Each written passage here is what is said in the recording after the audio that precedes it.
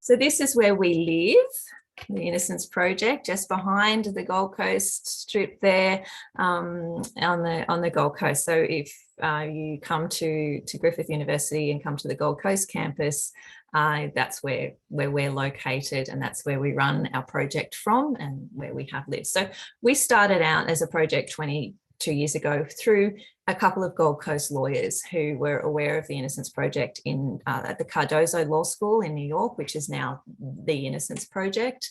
And they went to New York and traveled there and brought the idea back, and they wanted it specifically to be a Gold Coast project. So we're really lucky that Griffith University supported that idea, and the same Gold Coast lawyers and law firms have essentially been supporting us ever since.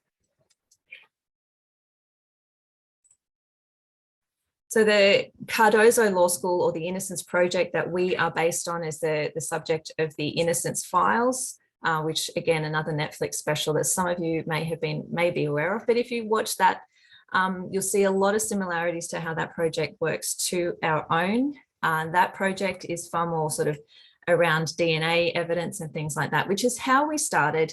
But we have had a lot of problems over the years in accessing information from governments, let alone being able to access DNA evidence to have it retested. So that's probably been the most challenging part of our work here in Australia.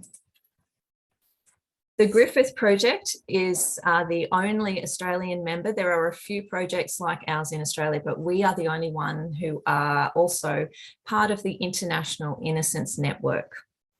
And you can see on the screen there that Innocence Network is truly international in its scope. But we're the only ones who are in Australia, and that's really great because, well, it's not great that we're necessarily the only one, but being part of the international network brings a lot of connections. It brings a lot of knowledge and understanding and support as well. So we're in a really lucky position there.